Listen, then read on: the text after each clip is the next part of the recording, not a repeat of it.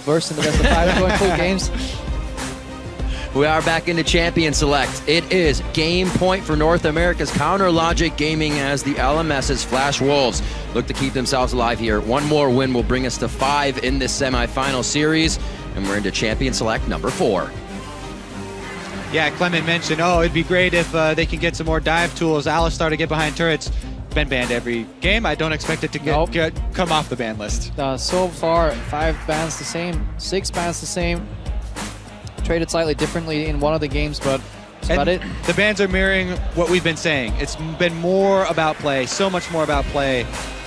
It's also the rise here. Teams have not found answers to him in team fights. The desperate engages from Maple were very telling. I think in the analysis and a lot of approach here to CLG coming back, we can't forget that Flash Wolves had a very easy finish to that game. Maybe we can talk about variance in the direction that they maybe should have not gotten that far ahead, but they had plenty of gameplay patterns to close out the game. They had an easy bait on the Baron that they just neglected to do, and they're refusing to play towards their win conditions. Yeah, that was what the biggest thing. CLG combat was dream nice. start for Flash Wolves last game. Dream start. Karsa goes off. He controls the entire map. Basically, they have all doors open to them. Close them one by one. CLG close each one. With Sona, baby! Can't wait for that 5th pick Sona. It'll be very interesting to see that Sona counter once again. I think Sorda's going to steal it. He has to at this point. If things go as they have been. It's actually good against Rise. Like, without trolling too much, Echo Sona isn't the worst against the Rise. That's about as far as I'll go. Don't want to delve any more into it. Echo Kindred picked up on the side of LMS. Karsa can't argue with it. Havoc. Great first pickups. That's the thing, we've all spent so long on 6.8. We're getting kind of bored with the meta and with these traded picks. Speak for yourself, Kobe. I find it very fascinating to have 3 champions in every role. Oh, MMD. Not on the Poppy this time. Obviously has the Echo, but is it something they won already? I mean, if this series has shown anything, it is that Echo will win that matchup early. MMD wants confidence. The strongest first pick. We also seen that the steal Ezreal impacts NL pretty hard. So we're learning a lot in these series where we have 5 boot-sized games in a row for CLG. So I want to see, Flash Wolves, when they had the weaker side of the matchup, they did a good job of getting MMD through that stage and not letting him get punished in the Echo versus Poppy by either lane swap or by heavy ganking. I want to see if they can do the reverse and actually work with a winning lane, work with that Echo, try and utilize that pressure to their advantage. Now they need to lock in their AD carry, and that will highly influence their support. They could also go for a teamfight heavy oriented composition if they just go for a Braum here and say, you know what, we're just gonna make Rise and Ezreal's lives living hell in teamfights, blocking all these projectiles. But they're so reliant on not losing the lane that they keep opting in for this range support. This Karma yet again very heavily oriented towards poke in build, but not play towards it. Early Frost Screen Rush, early Q-Max from Sword Art, but then, not play towards that poke whatsoever. Had a rank 1 shield in teamfights, that was it. That was his contribution. It's like, okay, shield done. Whereas Sona, job done, easy. Job's done. Sivir still there in the pickup for LMS if they want to go for it. I like that. What's up? Took me a while to remember where that was from. Oh, wow. Really? Come on. That's an easy one. That's an easy one. Stixay always hovering his favorite long-lost champion. He used the main in the early years. What is it going to be? Oh, Nasus, the volley. All these are tribute to Xmithy. His old day junglers. Sona could be that pickup there. It looks like the Caitlyn may just be the, or not the Caitlyn, sorry. So, Crepo, have your views on Sona been changed, or is the hatred still there? Does it still burn within you? It burns with a heavy passion, but I mean, if my opposing support locks in Karma early, then all bets are off. All cards are on the table. If he's gonna play that champion, then it's fine. Especially when the Zir dashes in reactionary against a Kindred, I can see it. Yeah. As much as I'd love to hear you continue in your hate train of Sona, the one wrinkle here of switching over to the Nidalee, which I was very curious about because Smithy is a good Nidalee. He loves this champion, but the team doesn't often prioritize it that high. They let it go through in the rounds of the draft. And I want to see, because they felt the pain of the early game Kindred last game, how are they going to play around this Nidalee if they're going to try and press up? Because it's so hard when this time around, you've got the Poppy into Echo matchup. We'll see if they go for the lane swap this time around. Personally, I would like to see them take standard lanes, use the minor clear advantage Italy has, or at least the fact that she can actually gank in Azir, because you can combine Snare and Spear, you can combine CC in the top lane with the damage from Italy to maybe propel top side of the map ahead, and the bot lane is very self-sustaining. Ezreal on his own can generally 1v2 farm in a lot of lanes. With Sona, I think he will be more than fine if he plays a little smart. The first 3 levels are rough, that's where the poke really hurts, but once he gets his tier, he should be able to play on his own without falling too far behind. All right, the game is about to go live. You know what to do. Tweet at LOL Esports with your series picks. Update them, change them, or keep them the same. Hashtag CLG win or hashtag FW win to at LOL Esports. We'll tally those up throughout the game. We are going into what could be game point, what could pit SK Telecom T1 from the LCK in Korea to North America's Counter Logic Gaming. Flash Wolves still have a chance to keep themselves in, and the LMS region, and it's going to have to happen in this game. We are on the Rift for Game 4 of Counter Logic Gaming versus Flash Wolves. To revisit and pick up where Crepo left off there, as the junglers load in, your first thing is to evaluate each lane. Is it a volatile lane, or is it going to be one of those range farming, full health lanes that are not going to attract attention? That obviously influences your start, maybe who needs to leash, even your lane assignments. This time you don't need to press tab to see who's playing those champions, because that's in solo queue, that's obviously an influence. But luckily these teams trust each other.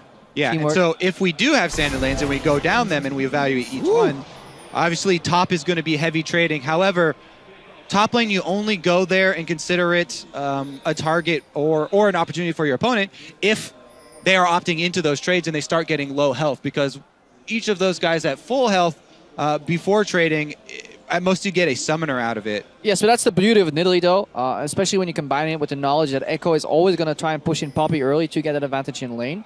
Nidalee can then pounce over Dragon Wall or Baron Wall to find some openings, bypass some wards.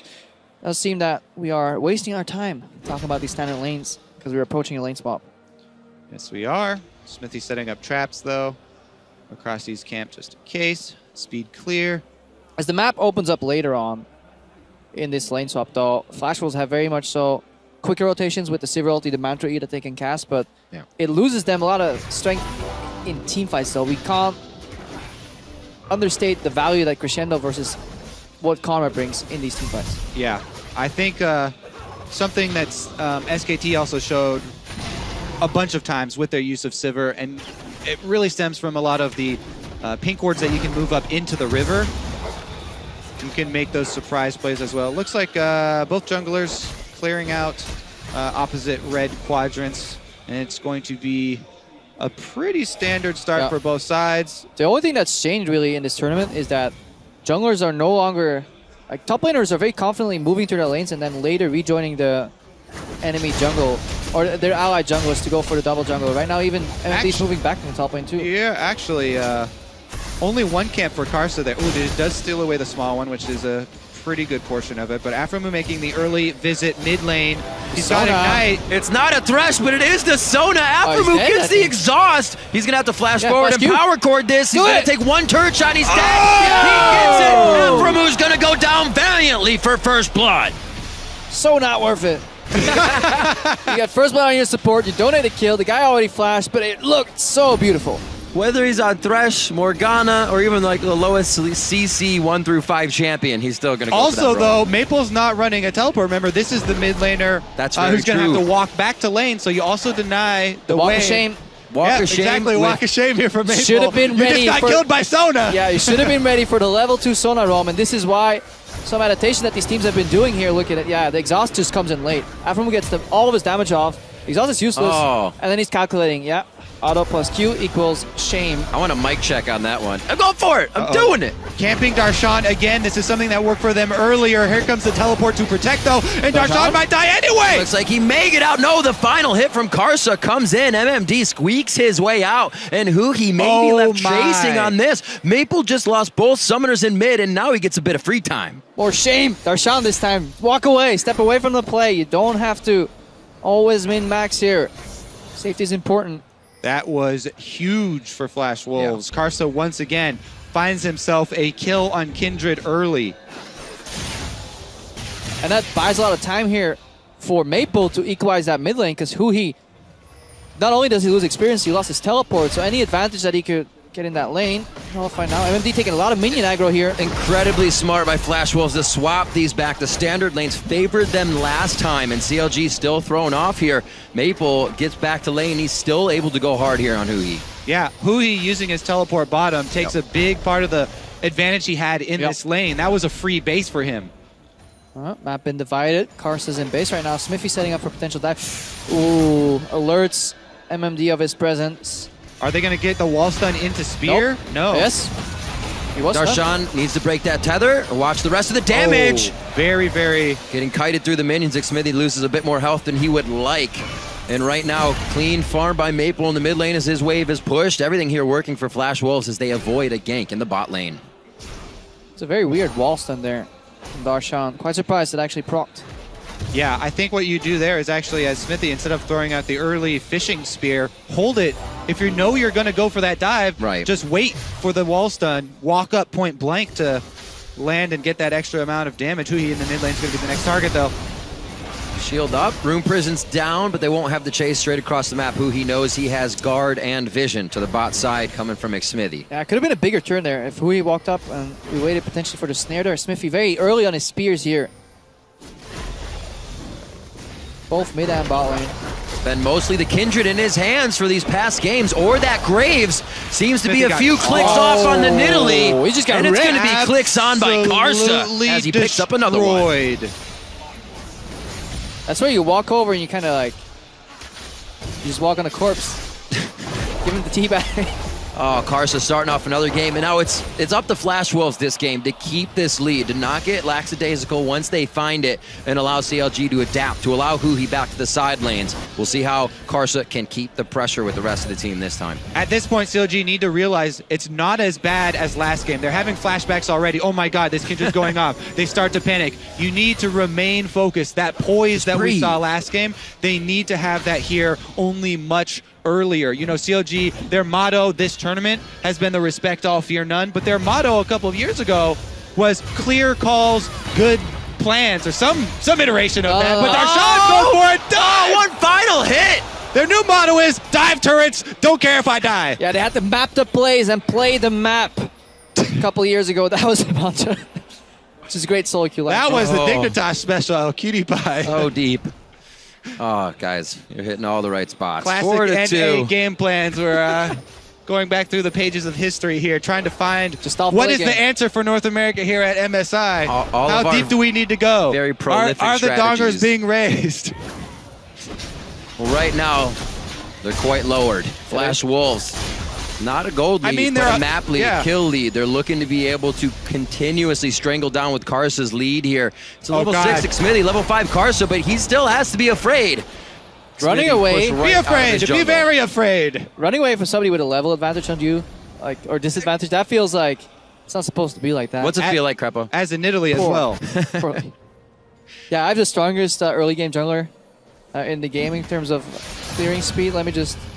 nope, not fighting you. Yeah, you can tell. We talk a lot about the mental state of players in this game, and Karsa right now is absolutely riding high. He feels like he can do anything, and if you have that mentality, you know, it's the thing, you know, fake it till you make it. Just believe that it is true, even though he hadn't gone back and purchased. I like it. It's my approaching casting. Yeah. If I'm here long enough to actually believe I'm... Honestly, though, he doesn't have to fake it. He has 2 kills, so yeah. There's that. Fake it till you make it, and then keep doing the same thing. Karsa stepped up, though, because in games 1 and 2, he was invisible. He locked in that Elise game 1 and did not get any ganks off whatsoever. His Kindred has been outstanding. Yeah. And they kind of didn't pick that game 1. I'm sure that some of them are thinking, like, what if we just picked it game 1? Because they had the option. They went for the early Azir there. Throughout the entirety of the series, Flashers have been afraid of a second boost side rotation Azir if Ryze was locked in early. But this time, they actually went for the good picks here. They got the highest value top laner, the highest value jungler for their team. Yep. Seemed like coming into this tournament from the spring split for the Flash Wolves had. They were almost at a sit-back position, see what all the other regions are bringing to the table, and it wasn't their style. Going more aggressive, finding their own fights and not waiting for a mistake really starts to put them in the lead and really gives them an edge. Like you guys were saying, that confidence to continue going. Karsa's bringing that to the team right now. Darshan helping out in those solo lanes. Got that bottom lane started off 47 to 48. Went 1-2 there as he did go down in his last kill. The focus here for Flash Wolves and Sword Art on getting this deep vision on the top side of the map for themselves, setting themselves up for a possible play. Just the advantage of having the push control. You know, push wave, leave the lane, potentially roll mid. If somebody reacts, you back off and go for the vision anyways. If they don't react, they likely don't have wards, so you get to pry away. A couple of stabs, maybe one of them hit. Meanwhile, Stixxay is just fine getting pressed in. All they're looking for is last hitting at turret. He's stacking up. Aframove's getting his sights on as well. At least CLG trying to get defensive vision back at the moment. They've actually been able to kill 2 pink wards up on that top side as well. Meanwhile, jungler focus has been opposite here. Ward Wars continues. Ward Wars plus, you know, the extra gold there for the Spell Thieves procs. Who can get the... Oh, cashing in, baby. Stixxay is farming. Well, there was a fight. Yeah, thanks. Well, there was a fight for that ward. There are some pretty deep wards still placed by Flash Wolves if they want to try to get something going on the top side here. Karsa back towards the mid lane.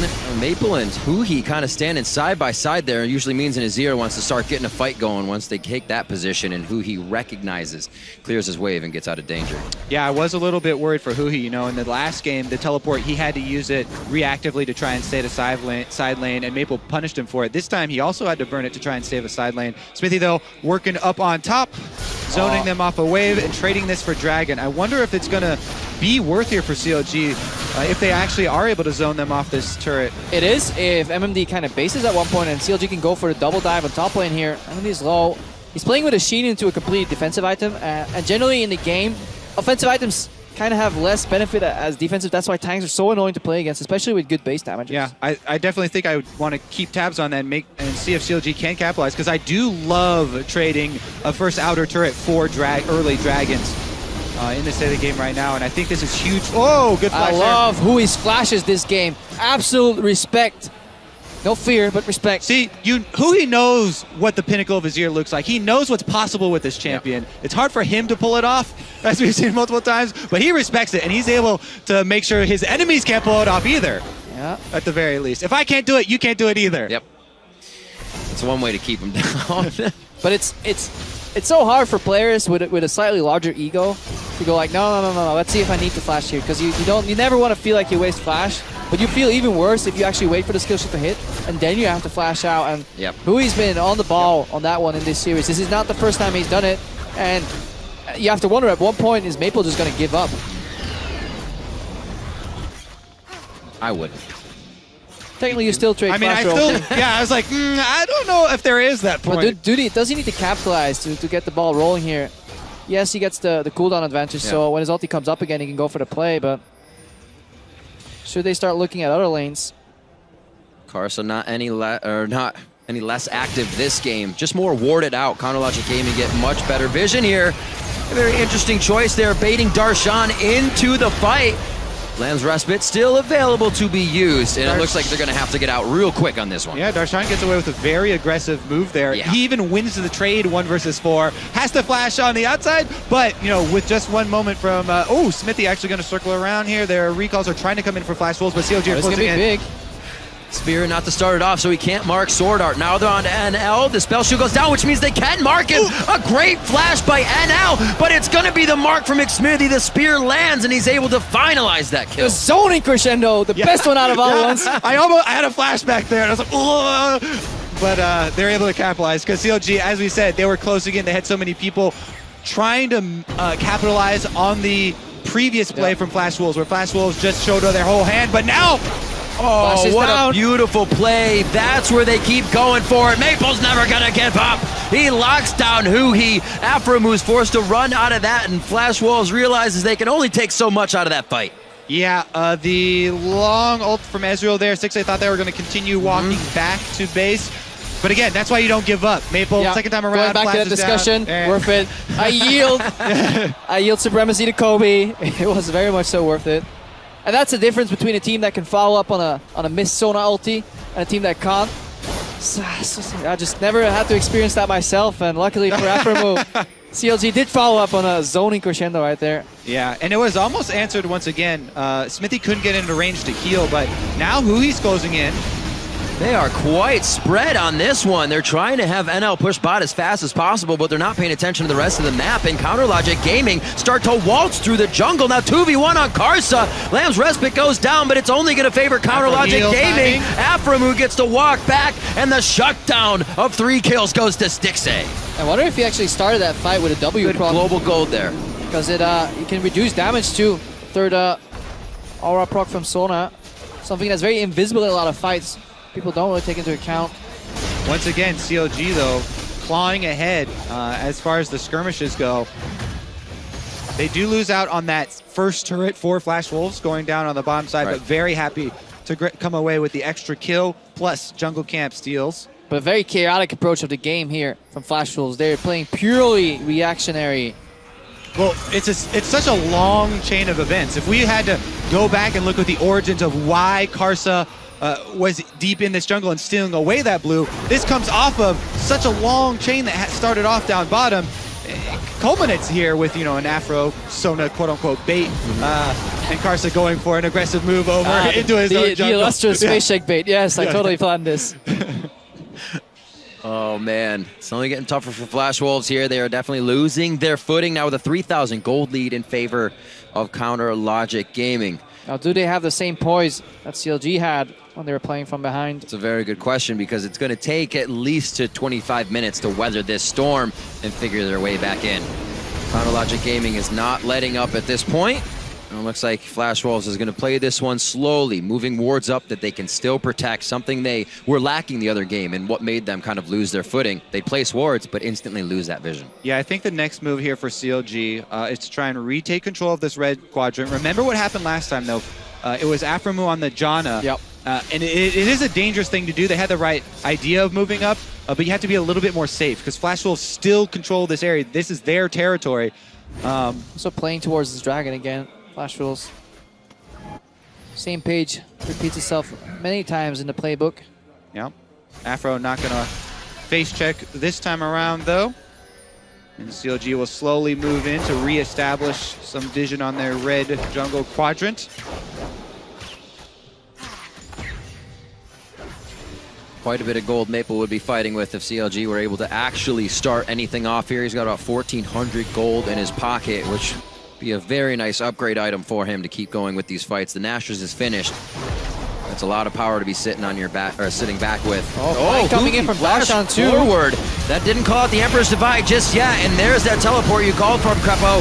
Darshan is right in the middle. They're trying to finalize it, and Maple's the first one to fall. That exhaust is down, and his flash was, and that's why he's on the ground. 7-5 here as CLG continue to take hold of this game. Stixay by himself, all the way too far forward. It looks like he's going to get some saving grace from the rest of the team as they follow up quickly. Yeah, but Flash Wolves can't counter that. They can't make a punish here. CLG already have so much momentum after those first 2 kills. Great flank from them, collapsing from all sides. And Aframu with another flash crescendo on 2 key members. Yeah, 2 key members, but the play got started again by Karsa, just getting a little overeager. Flash Wolves had complete vision control in one area. They got tired of waiting, and right as the dragon's about to spawn, Karsa goes in for an invade on enemy raptors, completely against all logic here. And then Darshan walks to the mid lane. He did actually not even have to use his teleport, just gently stroll down from the top lane. What is Karsa doing here? Because even if he gets out, he has to go over the wall, and then Darshan just comes in, swings from the backside, no overview, and then the beautiful punish from Aframo. Yeah, Maple gets locked up, Karsa's ultimate gets popped, Darshan goes for the flash to follow here. And NL is not even close to the fight. No. On the hunt still available. Yeah, it's actually so hard at this point. Since it's a double item blue Ezreal, as Sivir, you're so scared of this. You can't join the fights. Stixay's got the inside track, and he can fend you off, make sure that CLG are going to continue to have that pressure advantage from the bottom side. That's what tacks on to your point about Karsa going for this in the first place, makes it that much more dangerous. Your side lanes can't join. Yeah. MMD has the outside track. Darshan can get there first. Bottom lane as well for CLG will arrive first, and CLG make them pay for it. Huhi starting it off with that flash. Yeah, and that's the lack of communication. They make very snap split-second decisions, but they're not really communicating with the team. Even if you spell shield anything from Stixay in that exchange, he can simply just flash the boomerang once, and that's game over. Afro now getting picked off. It's going to be safe to let him go down without trying to get anything back onto that. Stixay is just above, but it looks like it's not in a good spot. I'm either going to back or just walk away here. Alphamu up in 20 seconds. Flash Wolves, if they can keep doing this, they may start to drop these outer turrets. That's a good pick. It earns them the mid. Oh, it does not. CLG. Here's a teleport that we're waiting on. See ya. Darshan coming in from behind. This isn't even on home guards. They just have the wards in the right spot to continue making this happen. The ones they're leaving, those breadcrumb wards after the fights, are paying off huge. And this is something that you see from great teams. You have to take... well, so, yeah. Facing adversity. Well, so here's the thing. You have to not just look at the numbers, right? You have to use...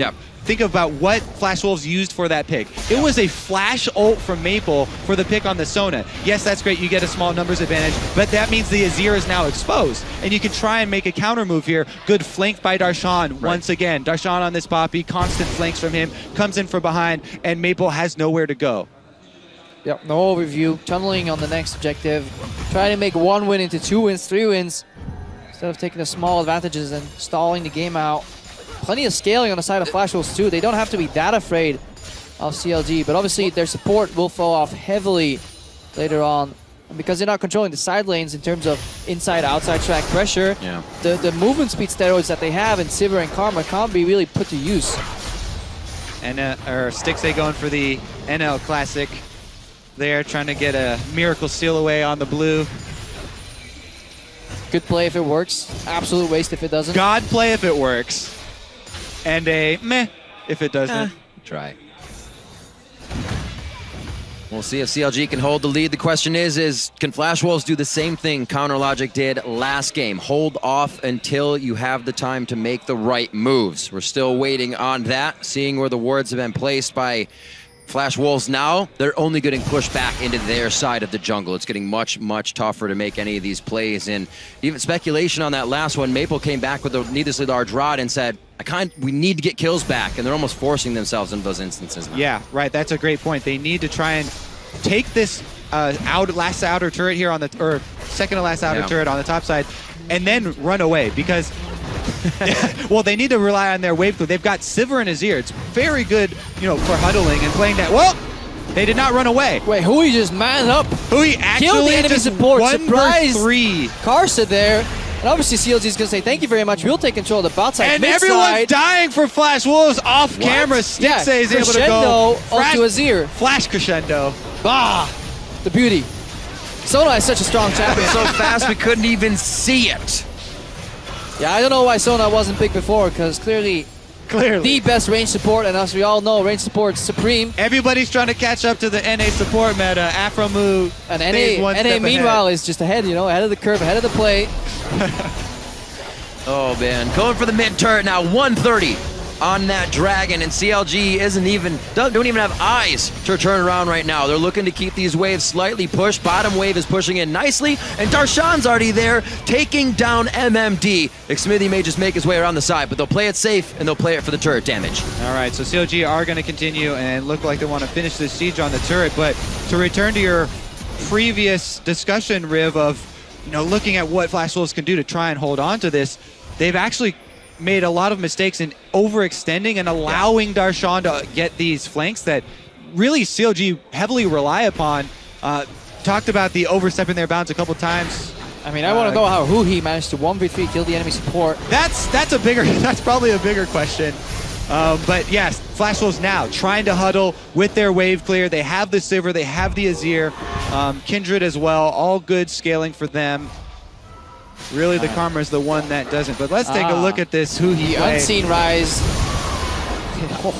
Did that answer your questions? Was it 3 spells, maybe 4 spells there from Rise? Pow! Fog of War, baby. Oh, look at that. presses flash. Wait, it then wasn't a press- flash? Yes, oh, it was. Okay. Oh, yeah. It just went so quick. Yeah. Surprised even the best of us. Well, it's definitely surprising. Flash Wolves, they are being taken out left and right without really having a chance to get anything back, and that means it's only going to get harder to find their way back in this game. Look at about 8,000 down right now. CLG looking at the objectives quite easily, can get Rift Herald pretty much whenever they want and have levels up here as they continue the game 24 minutes in. And it feels bad, it kind of sucks if you're in Flash Wolves' position and you have to look at the game from that perspective. But I mean, even though Azir may not look like a turtle, you got a turtle at that point. All right. We'll buy it. I buy it. And even though are you saying he looks like a turtle?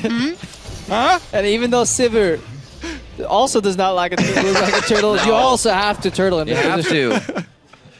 I mean, you just can't argue with that, right? You're right. Well-presented argument. I mean, does she look like a turtle? Zoom in. No. Wait, Kindred. No, Kindred does You not. got to check. Not Kindred, sorry. I was thinking. No. Not a turtle. We'll see. So what does that make CLG, Kobe? Do you have any? A bald eagle, of course, Rand. Oh, there you go. I don't even know why I had to ask.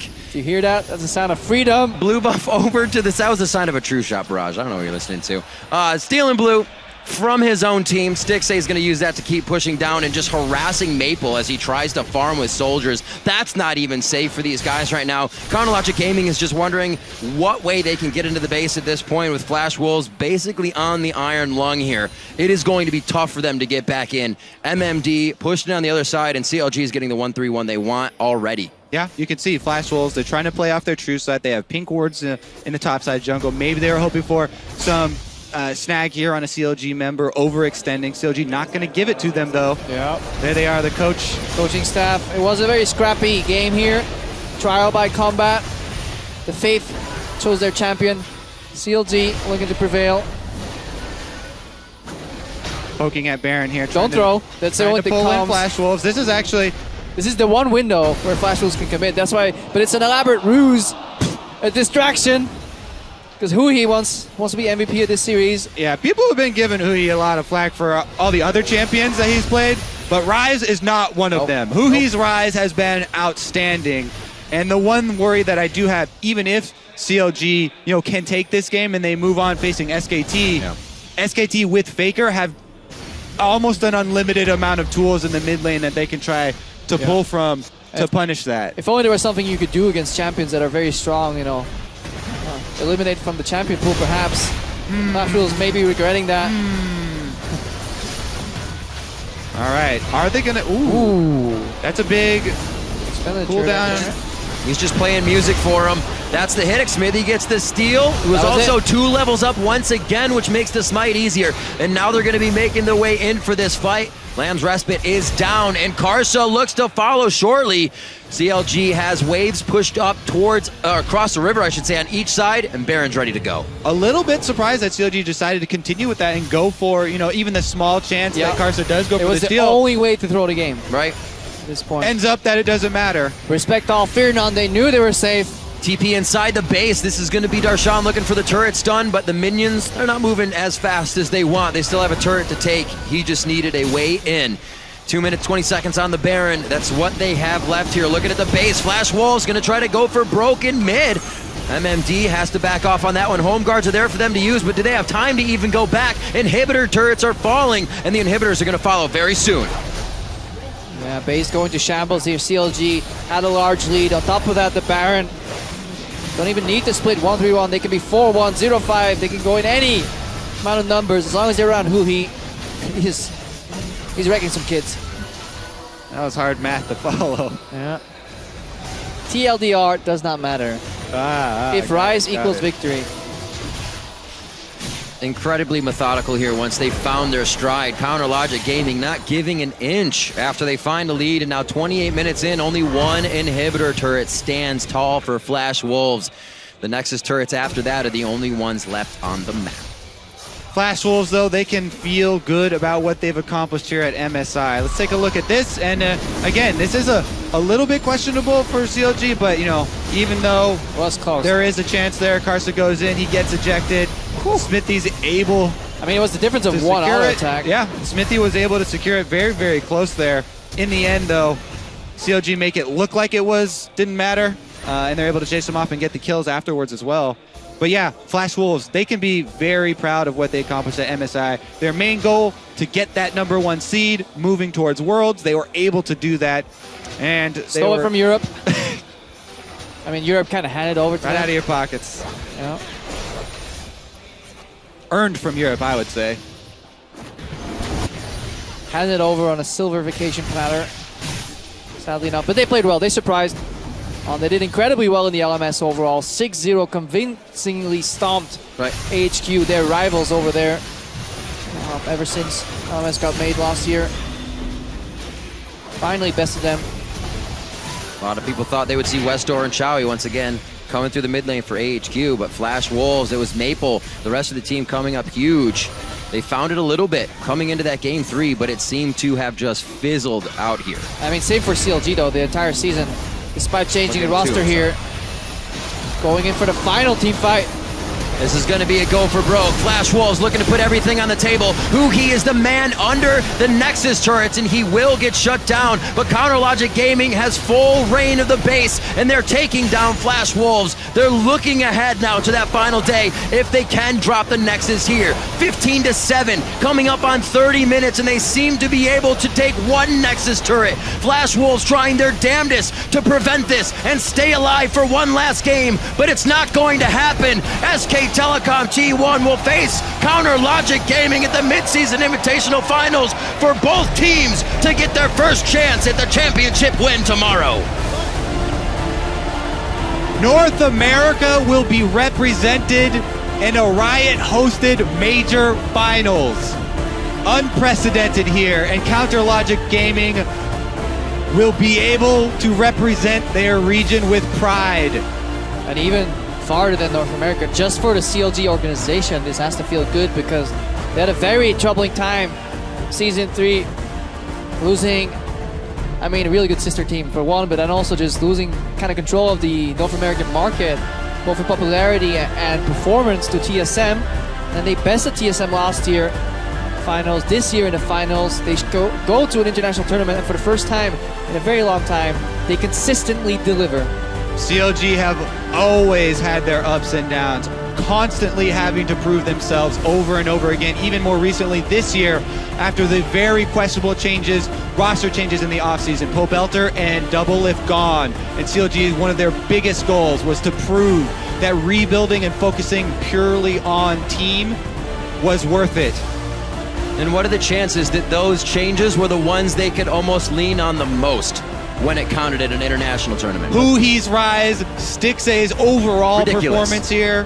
But you got to look at the infrastructure, and I had a chance to talk to some of the men behind That's a good point. CLG as well, and what they've put in terms of scheduling, even stuff as just around the team, health, food being made for them healthy every day by a chef. Like every little thing counts here. Focus on this mentality aspect. Aframu as well, fantastic leader, fantastic player, calm, collected shot caller. Yeah, we always want to point to the new guys and how well, because that's the question mark. But you don't even just have to look at the question marks for the teams coming in. It was always the solid combo of Aframu and Darshan. These guys work so well together. They're able to raise up the rest of the team around them. Aframu is one of the all-time great leaders in League of Legends. And you can't forget